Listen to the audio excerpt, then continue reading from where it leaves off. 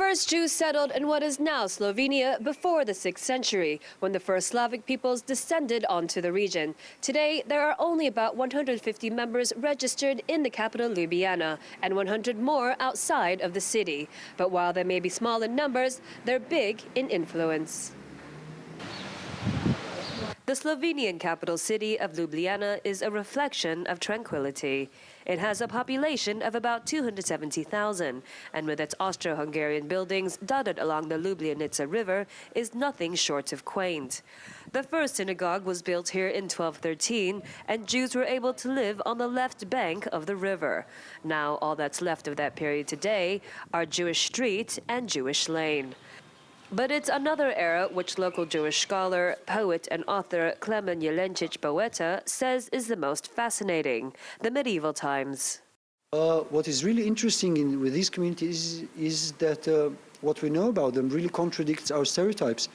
It's very interesting that, for instance, we didn't have ghettos. Jews lived outside of Jewish neighborhoods, and Christians also lived inside Jewish neighborhoods. Jews also lived outside of towns, outside of city walls. We even encountered Jews living in countryside, doing agriculture. You have Jews who raise goats, breed horses. You also have, of course, Jews who deal in trade and loan money, all these traditional professions. But not just that. We also have Jews who own land. Not only that, we also find two Jewish families who actually owned castles. They're actually real feudal lords. He added that also during the medieval period, there was Jewish literature discovered even before Slovenian textbooks were written. The most interesting person of this period would be Rabbi Israel Isserlein, which is not so known to the general public. The thing is that he was the last big Austrian rabbi of the period. His literature is used up to this day in yeshivas, in Jewish religious academies. They still study his literature. He was from here, not from Ljubljana, from Maribor, but a local Slovenian Jew. And what's interesting, he was the second Slovenian to whom a book was published ever in history.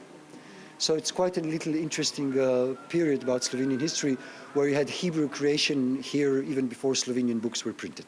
Another famous descendant of the country is none other than celebrated English children's author Michael Morpurgo. There is a British author who writes for children who's quite known with the family name of Morpurgo. He also wrote the script for Steven Spielberg's film about the horses. He's coming from that family. So indirectly, he's basically coming from Slovenia. So this is basically the most important Jewish family from Slovenia ever, and it still exists. Boeta realizes he's one of the few flying the Jewish flag for Slovenia.